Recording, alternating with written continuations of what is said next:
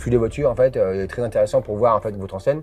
Mais si personne ne peut s'arrêter, s'il n'y a pas de parking, ça sert à rien. Si vous vous installez auprès d'une locomotive, ça veut dire où des gens vont naturellement et obligatoirement, vous avez plus de chances de voir des gens repérer votre commerce et rentrer dedans. Trouver un local pour votre commerce, ce n'est pas juste une question de coup de cœur. Zone de chalandise, flux de passage, concurrence, quartier, chaque détail compte. Dans cette vidéo, nous vous donnons les clés pour bien choisir votre emplacement et éviter les pièges classiques. Bonjour Charles-Éric. Ma première question, pourquoi l'implantation d'un commerce ne se résume-t-elle pas à trouver un local libre? Créer un commerce ou reprendre un commerce, c'est une activité qui demande à ce que les gens viennent en fait, vous rencontrer au sein du commerce, à ce que les gens rentrent dans le commerce. Si vous créez un commerce dans un local libre, un peu n'importe où, en fin de compte, vous ne vous assurerez pas d'une population suffisamment importante pour intégrer votre commerce et pour venir acheter en fait vos produits. Quels sont les principaux critères à étudier avant de valider un emplacement? J'ai rencontré plusieurs fois des porteurs de projets qui m'ont dit il y a plein de gens qui passent en voiture devant ce commerce-là, donc c'est bien. Non, ça c'est pas bien. Il faut absolument en fait que les gens puissent avoir un parking. Donc le premier critère c'est un parking. Deuxième critère, c'est une zone piétonne, d'accord. Et le troisième critère, c'est d'avoir une zone de chalandise suffisamment dense, avec une population suffisamment importante, pour avoir suffisamment de chiffre d'affaires potentiel à réaliser au sein de votre commerce. Justement, on parle de zone de chalandise, on parle de zone primaire, de zone secondaire. Peux-tu nous éclairer? Il y a trois éléments à prendre en considération. Le premier élément, c'est le cœur de cible. Le cœur de cible, on va dire que ce sont ceux qui sont à 5 minutes vraiment à pied ou en voiture, avec du parking, mais 5 minutes autour de votre commerce. Le deuxième critère, c'est la zone primaire, la zone prioritaire, la première zone, en fin de compte.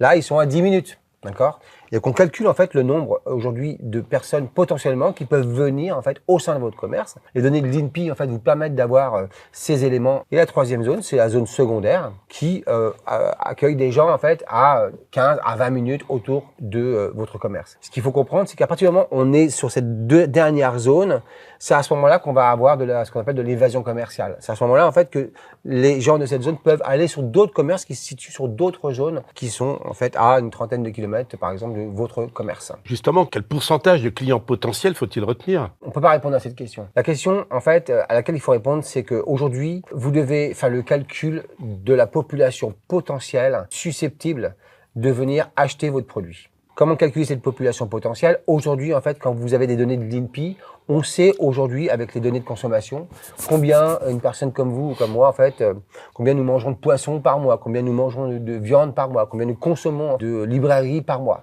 Grâce à ces zones et ces études, en fait, de population, on va pouvoir faire un calcul, en fait, du chiffre d'affaires potentiel en multipliant le nombre de personnes susceptibles d'être sur la zone et de consommer vos produits et l'indice de consommation de votre produit sur la zone. Une fois qu'on aura réalisé ce premier calcul, on a ce qu'on appelle un taux d'emprise. C'est-à-dire que dans certaines zones, comme par exemple le commerce rural, on a un taux d'emprise à 14%. On va dire que 14% des gens qui habitent dans une commune de moins de 2000 habitants vont consommer en fait dans une boulangerie dans la localité. Le reste de cette population, en fait, va consommer à l'extérieur.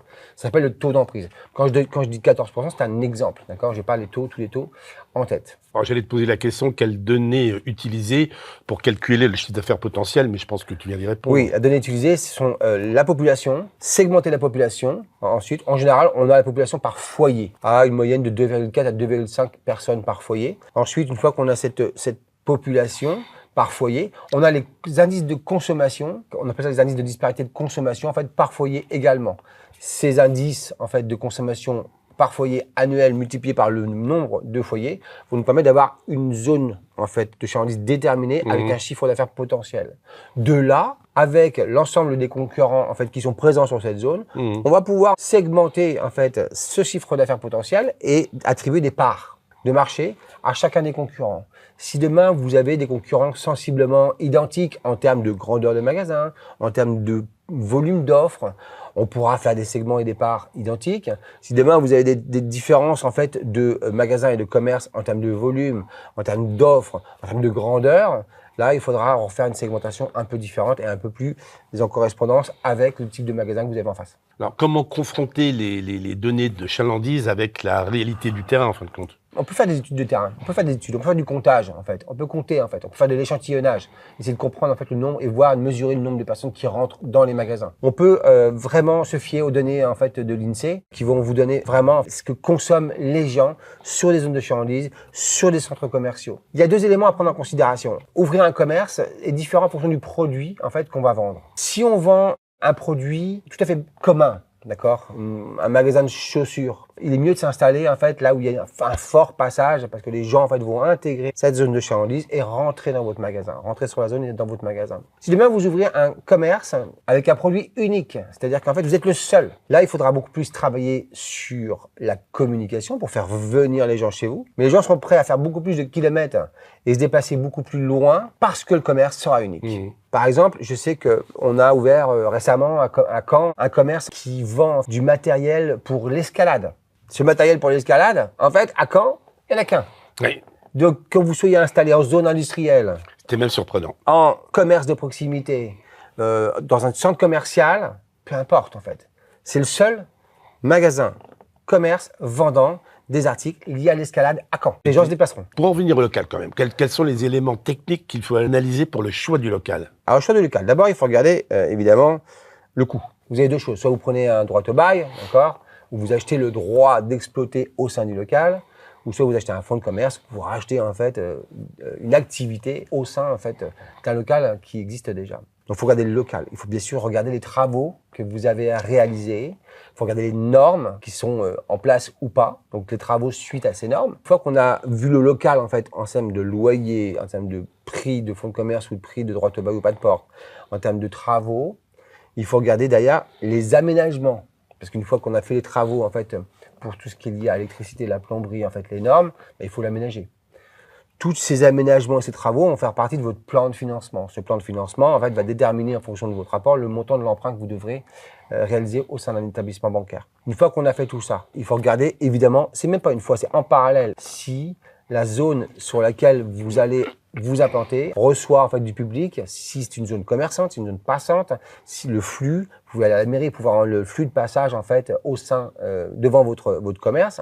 Et puis ensuite, sur le local, en fait, il faut bien sûr regarder en fait les concurrents directs, d'accord, ou les concurrents qui travaillent sur la même offre de besoins se situent autour de ce local pour voir en fait si vous n'êtes pas trop près d'un concurrent direct. Ce sont des choses extrêmement importantes. En plus, dernier élément à regarder, un autre élément à regarder, c'est est-ce que ce local se trouve à côté de ce qu'on appelle une locomotive. La locomotive, c'est quoi? La locomotive, c'est la boulangerie. La locomotive, c'est tabac presse. La locomotive, c'est un commerce de proximité de bouche, d'accord? Si vous vous installez auprès d'une locomotive, ça veut dire où des gens vont naturellement et obligatoirement, en fait, vous avez plus de chances de voir des gens repérer votre commerce et rentrer dedans. C'est pour ça que le flux des piétons est beaucoup plus important que le flux des voitures. Tout à fait. Le flux des voitures, en fait, est très intéressant pour voir en fait votre enseigne. Mais si personne ne peut s'arrêter, s'il n'y a pas de parking, ça sert à rien. Et en quoi l'environnement peut influencer le choix du local? Quand vous faites une étude de zone de chalandise, vous avez en fait l'environnement des gens qui sont à l'intérieur de cette zone de chalandise. Vous allez voir si vous êtes sur une zone commerçante où les gens viennent. Vous allez voir si vous êtes sur une zone dortoir où les gens partent. Vous allez voir si les gens sont propriétaires. Vous allez voir également si, je me souviens, on était sur un exemple d'installation d'une blanchisserie, d'accord? Il fallait s'installer surtout dans une zone où il y avait en fait des étudiants pour que eux puissent venir. En fait, si vous installez une blanchisserie au milieu d'une zone pavillonnaire où tout le monde est propriétaire avec sa machine à laver, ça fonctionne moins bien. Justement, suppose que je veuille installer une blanchisserie.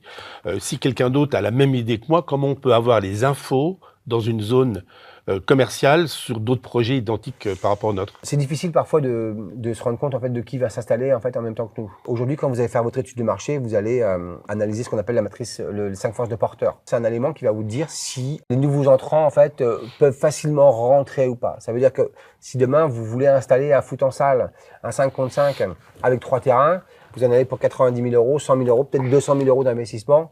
Donc, la menace de nouveaux entrants, elle est plus faible parce que ce sera plus dur d'avoir quelqu'un qui s'installe en face. Si demain vous souhaitez vous installer sur un magasin, en fait, qui va vendre encore une fois des vêtements, le plan de financement sera peut-être, ou l'investissement sera peut-être plus faible, donc les nouveaux entrants peuvent arriver facilement en face. Moi, je vous conseille en général, c'est de poser la question à la mairie si vous avez d'autres projets qui sont en cours d'installation. Je vous conseille également d'aller voir peut-être les chambres de commerce ou les chambres de métiers qui vous diront tiens oui on a des projets en cours tout en respectant la confidentialité. Ça va vous permettre de voir s'il y a des gens qui peuvent ou qui pourraient s'installer ou qui ont des envies d'installation au même endroit que vous. Au-delà de ça, vous pouvez, si vous installez dans un centre commercial, bien évidemment, voir et comparer en fait avec tous ceux qui s'installent au sein du centre commercial et aller voir en fait la personne qui est en charge de louer en fait les cellules vides du centre commercial. C'est donc important d'analyser la concurrence locale. Tout à fait. Écoute, merci pour ces explications. Si tu es d'accord, on va se prêter toujours à notre petit jeu. D'accord. Question-réponse assez rapide. Un bon local mal situé peut faire échouer un commerce. Tout à fait. Le cœur de zone de chalandise, c'est la priorité numéro 1. Oui. On peut calculer son chiffre d'affaires à partir des données INSEE. Oui. Le digital remplace complètement l'emplacement physique. Non. Le profil des habitants compte plus que le loyer du local. Oui et non, en fait. Un loyer de local trop important, en fait, peut mettre en péril tout de suite votre activité. Sans parking, un commerce a moins de chances de réussir. Oui. La mairie peut-elle aider à anticiper des implantations futures? Oui. Il vaut mieux être à côté de commerces concurrents qui marchent. Oui. Tous les locaux avec du passage sont de bons emplacements. Non. Pour conclure, cher Eric, si je prends 5 critères. 5 critères. Okay. Allez, 5 critères pour résumer ce que tu viens de nous dire. Critère numéro 1. L'emplacement, évidemment. Numéro 2. Du passage devant son commerce. Numéro 3. Un parking pour qu'on puisse se garer et venir à pied dans le commerce. Très bien. Numéro 4. Une concurrence présente et une locomotive présente au sein du quartier. Et en 5e position. Et donc un quartier dynamique et vivant. Vous l'avez compris, choisir son emplacement, c'est une affaire de stratégie, pas de hasard. Analysez vos zones de chalandise, confrontez-les aux réalités du terrain, choisissez un local adapté et anticipez l'environnement.